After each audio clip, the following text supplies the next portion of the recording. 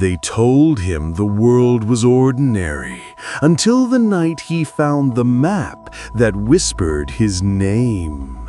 Don't forget to subscribe and activate the notification bell to receive all our new stories. Elias Carter was a quiet 15-year-old boy who grew up in a small coastal town. His father disappeared years ago during a sea expedition, and his mother never spoke about it again. Their small wooden house near the lighthouse held more secrets than warmth. Every night, Elias would stare at the ocean and wonder if his father was still out there somewhere. One stormy evening, lightning struck the old lighthouse, shaking Elias's room. A strange sound echoed from the attic, like heavy wood sliding. Elias grabbed a lantern and climbed the narrow stairs. The attic smelled of dust and forgotten years. But among the boxes and old fishing nets, something glowed faintly beneath a broken floorboard. He pulled it loose and found a small leather chest sealed with a strange symbol shaped like an eye. The lock clicked open the moment he touched it. Inside was an ancient map drawn in dark ink, wrinkled with age, and as he held it, it whispered, "Elias?" He dropped it in shock. Maps don't whisper. They don't know your name. Yet as he picked it back up, he saw something new. An island had appeared on the map. An island he had never seen before, circled in red ink. Beneath it were words written in his father's handwriting. "The truth is here." His heart raced. Could this map be from his father? Had he discovered a clue no one else had found? But before he could think further, a shadow moved behind him. Elias turned quickly, yet no one was there. Still, he felt watched. The air grew colder. The lantern flickered. A quiet voice seemed to drift from nowhere. "Find me before they do." Elias clutched the map to his chest. He didn't know who they were, but he knew one thing. Tomorrow, he would leave home and follow the map. Elias didn't sleep that night. At dawn, he packed a small bag, a compass, rope, an old pocket knife, and his father's broken watch. He hid the mysterious map under his jacket and slipped out before his mother woke up. He didn't want to lie to her, but he couldn't stay. Not now. Down at the harbor, fishing boats rocked gently in the morning waves. Elias searched for someone willing to take him to open sea, quietly. He found only one option: Captain Reed, an old sailor with a scar across his jaw and a reputation for being fearless, or reckless. "You want to go where?" Reed asked, raising an eyebrow as Elias showed him a vague direction, not revealing the map. "Just a day's sail," Elias said. He studied him. "That way lies storms and islands that don't exist on any chart." "I'll pay," Elias insisted, placing a small pouch of coins on the table. Reed smirked. "Keep your money. What I want is a good story. If this trip gives me one, I'll take you." They set sail before noon. The wind pushed them into deep water fast, faster than expected. A strange fog rose from the sea, thick and silent. The compass began spinning wildly. "This isn't right," Reed muttered. "There's something wrong with the water." Suddenly, a massive wave crashed against the boat, not from wind, but from something moving beneath them. Elias grabbed the railing. Reed drew a harpoon. From the fog, a shape emerged, long, dark, and alive. The sea beneath them seemed to pulse. "Hold on!" Reed shouted. The creature slammed the boat from below, and Elias lost his footing. The map slipped from his jacket and fell to the deck. The moment seawater touched it, the map began to glow, revealing lines and symbols that hadn't been there before. Reed stared in disbelief. "Boy, what have you brought aboard?" Before Elias could answer, something broke the surface. Something ancient, something hunting the map, and it had found them. Don't forget to subscribe and activate the notification bell to receive all our new stories. The sea exploded as a massive dark fin cut through the water. Then came a roar, not of an animal, but something unnatural, like metal grinding beneath the ocean. Captain Reed hurled a rope to Elias and tied himself to the mast.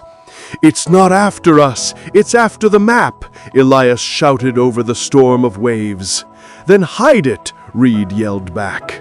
Elias clutched the glowing map to his chest, and as he did, the storm suddenly stopped. The sea calmed, the clouds parted, the creature vanished as if it had never existed. Elias slowly opened his eyes. In front of them was land.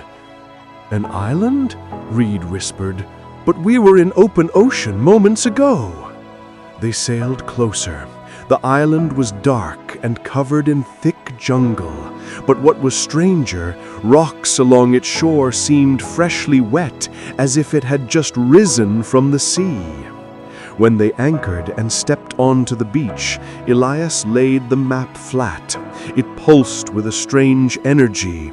A path appeared, marked with a red symbol that matched the one on the chest from the attic. "We follow this," Elias said. Reed hesitated. "I agreed to adventure, but I didn't agree to curses." Elias looked him in the eye. "My father was here. This map, he left it for me." Reed nodded.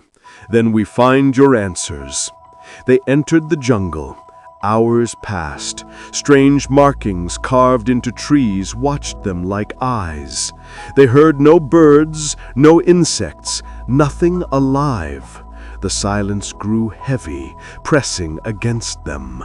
Then they found it. A stone archway covered in vines, carved with symbols identical to those on the map. In its center, a stone door. But it had no handle, only a circular indentation, just large enough to fit something.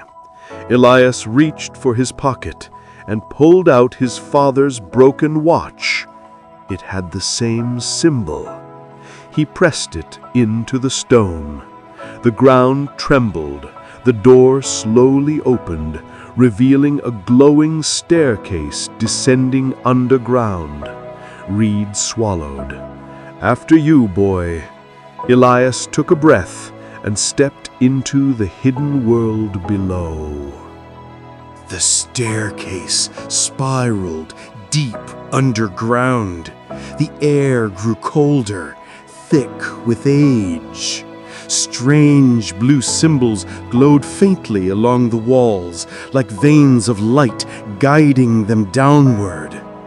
At the bottom was a massive chamber that looked older than any civilization Elias had studied. Pillars carved with unknown symbols held up a stone ceiling. In the center of the room was a stone table with a metal device resting on it. It looked ancient, yet advanced, like something from another world. Reed approached a wall and wiped away dust. "These carvings, they show people building, but also destroying." Elias studied them. The carvings told a story, a great civilization powered by a mysterious energy from the earth. But that power became dangerous, causing the land to sink. So they hid their cities beneath the ocean, sealing their knowledge away forever.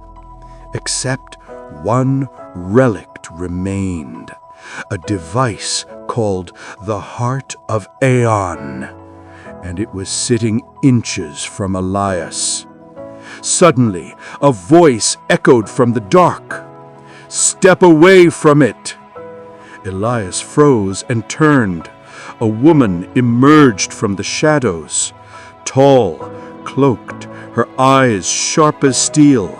Behind her were 2 armed men. "Who are you?" Elias asked. "I am Mara, and that device does not belong to you." Reed stepped forward. "The boy is looking for his father." Mara's expression didn't change. "I know, because I was there when his father disappeared." Elias's breath caught. "You know where he is?" She nodded. "Alive, but trapped. And if you take that relic, the same fate will claim you." Elias reached for the map, but it floated out of his hands into the air. Mara lifted her palm. The map hovered as if obeying her. "You have no idea what this truly is. This is not a map, it's a key." Before Elias could react, the ground shook with a deep rumble, dust falling from above. Reed drew his knife. Mara's men raised their weapons. Something was waking. From the darkness, stone eyes began to glow. The guardians had awakened. Stone giants rose from the walls, their eyes burning with blue fire. Their movements were slow, but unstoppable. "Run!" Reed shouted, pulling Elias behind a pillar. Mara leaped aside as a stone fist crashed into the floor where she had stood. The chamber trembled. The guardians were not mindless. They were protecting something. Protecting the Heart of Aeon. Elias grabbed the relic from the table. The moment he touched it, a vision surged into his mind. He saw a vast city under the sea, glowing towers, crystal arches, and at its center, a man trapped inside a sphere of light. His father. Elias gasped and dropped to his knees. Reed rushed to him. "What did you see?" "My father. He's alive, but he's trapped inside that city." Mara approached slowly. "Yes, and that relic is the only thing that can open the way to him. But there is a price. To activate it, a life must be given to power it." "A life?" Elias froze. "Yes," Mara said. "His or yours." The chamber shook again. A stone guardian charged. Reed tackled Elias aside, saving him, but was struck hard and thrown across the room, hitting the wall. He didn't get up. "No!" Elias cried, rushing to his side. Reed opened his eyes weakly.